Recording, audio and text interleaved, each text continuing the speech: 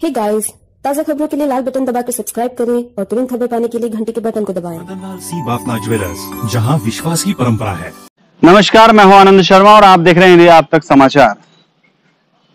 मुझे बहुत सारे कमेंट्स आए, रिक्वेस्ट आई कि मैं शिवाजी नगर के पुल पर भी कुछ बताऊं, कुछ कहूं, कुछ लोगों तक सामने लेकर आऊं। मेरे पीछे आप देख पाएंगे ये वो शिवाजी नगर का पुल है जो बनने के लिए लगभग 2-2.5 साल हो चुके हैं और अभी 2 साल और लगेंगे, ऐसा मैं खुद बोल रहा हूं। और मैं इसलिए बोल रहा हूं क्योंकि जो परिस्थितियां हैं वो परिस्थितियां कुछ अच्छी नहीं है।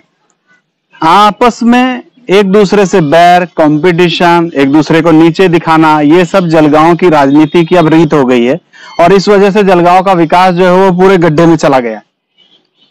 ये चीजें हमें समझनी पड़ेगी कि आखिरकार जलगांव में ऐसा क्यों हो रहा है। ये पुल है, ये लगभग 5 से 6 लाख आबादियों को जोड़ता है शहर से, और अभी के समय हमारे 5-6 लाख भाई बहन रेलवे पुल के उस तरफ है जो बहुत ज्यादा परेशानी में है, क्योंकि आने जाने के लिए कोई दूसरा रास्ता है नहीं यहाँ पर इतना आसान, और जो भी रास्ते हैं वो काफी घूम के आते हैं, बहुत दूर दूर घूम के आते हैं।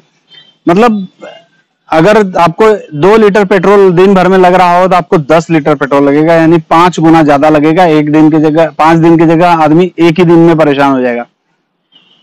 अब मामला है कि ये हो क्यों नहीं रहा है। श्री के नाम से कुछ भी करो, श्री मतलब गणेश विघ्नहर्ता, उनके नाम से कुछ भी करो तो ये कहा जाता है कि हम उस चीज को सफल बना लेंगे उनके नाम से।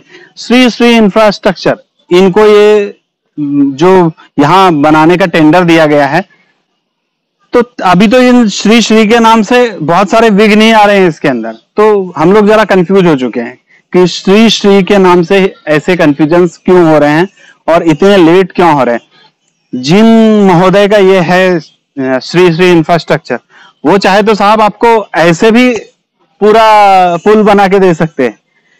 कहां तक देखिए, श्री इंफ्रास्ट्रक्चर के खटोर साहब जो हैं, उनके पूर्व मंत्री गिरीश महाजन जी से बहुत अच्छे संबंध थे, सरकार उनकी थी, सब कुछ उनका था, बीजेपी मनपा में थी। कुल मिलाकर अगर देखा जाए तो श्री इंफ्रास्ट्रक्चर अगर चाहे तो ये हो जाता था, हो सकता था और हो जाता था, लेकिन अभी नहीं हो पाया। मामला कहां आके लटका है कि पोल्स नहीं उखाड़े जा रहे हैं। पोल्स जो है सड़क पे, वो पोल्स नहीं निकल पा रहे हैं और पोल्स नहीं निकलने की वजह से यहां का काम रुक गया है। पोल्स नहीं निकल पा रहे हैं तो अब ये पोल्स निकालेगा कौन। एक तो सरकारी काम 6 महीने थाम, सरकारी काम में कभी भी चीजें आसानी से नहीं होती है। सरकारी काम सिर्फ सरकार को ही प्रॉपर वे से करना आता है और सरकारी लोगों के लिए ही है। आम जनता के लिए तो सरकारी काम करवाना मतलब नाको चने चबाने जैसा है, इतनी ज्यादा परेशानी आएगी। कई दिनों से कई लोग, दीपक कुमार गुप्ता जैसे लोग, बहुत सारे लोग हैं जो लोग यहां के लिए आंदोलन कर चुके, मनपा के सामने बैठ चुके, अपनी ही चीज के लिए भीख मांग चुके, लेकिन वो भीख भी कोई देने के लिए तैयार नहीं है। हम लोगों को क्या करना चाहिए ये तो समझ में ही नहीं आ रहा है। महासभा हुई थी कल, यानी कि गुरुवार को मनपा में, वहां पर भी इसका मुद्दा उठाया गया बहुत सारा कि भाई क्यों नहीं बन पा रहा है, ये क्या है। तब तो पता चला है मनपा को भी कि ये जो काम है ये उसके जिस विभाग में था उस विभाग का नहीं है। अब ये पोल्स निकालना बांधकाम विभाग के आधिपत्य में आता है।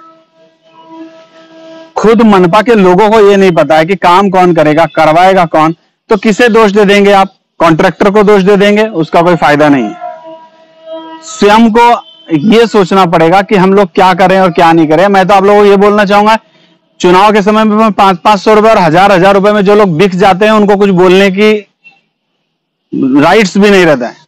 अभी हाल में वीडियो आया था कि 500 रुपए लोगे तो ऐसी सड़क पाओगे, एक वीडियो बहुत वायरल हुआ था और वो सच था, बहुत अच्छी बात कही जा रही थी उस वीडियो में।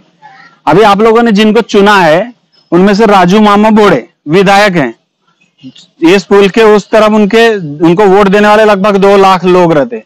क्या कर लिया है राजू मामा ने? कुछ भी नहीं। राजू मामा कहां है, वो फील्ड पे क्या कर रहे हैं ये भी किसी को पता नहीं है। एक हिसाब से अगर देखा जाए तो राजू मामा गायब है, यही बोलना उचित रहेगा। दूसरा, गुलाबराव पाटिल, चूंकि ग्रामीण भी क्षेत्र उधर है उस तरफ, गुलाबराव पाटिल के भी मतदार जो हैं वो 3 से 4 लाख मतदार उस तरफ है और मतदाता उस तरफ रहते हैं, उनका भी कोई ध्यान नहीं होता है।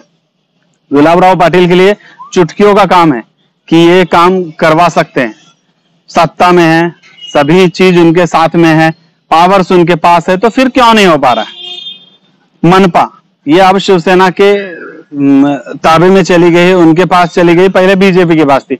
ना बीजेपी के पास कुछ काम हो रहा था और ना अब शिवसेना कई समय से यहाँ पे महापौर बन चुके हैं, कुछ हो पा रहा। जब भी किसी के पास जाओ बोलने के लिए तो वो लोग यही कहते हैं कि ये काम मेरा नहीं है, ये तो PWD का काम है, ये तो इसका काम है, ये उसका काम है।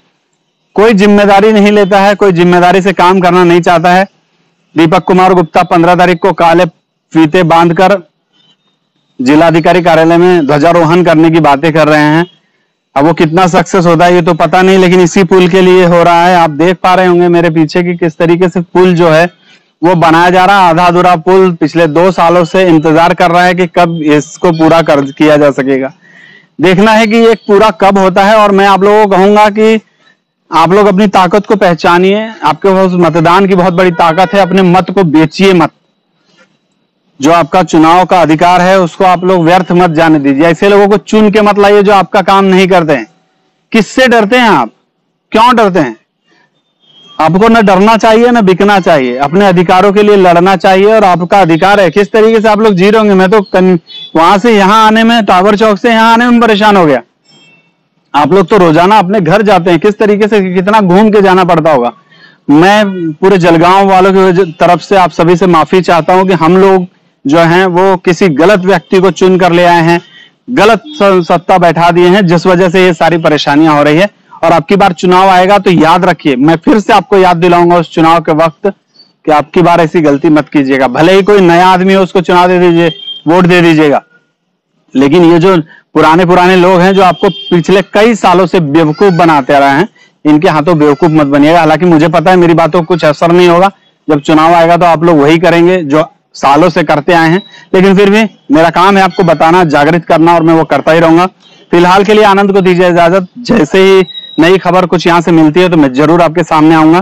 तब तक के लिए अगर आपने मेरा चैनल सब्सक्राइब नहीं किया है तो जरूर सब्सक्राइब कीजिए, शेयर कीजिए और लाइक कीजिए। जय हिंद।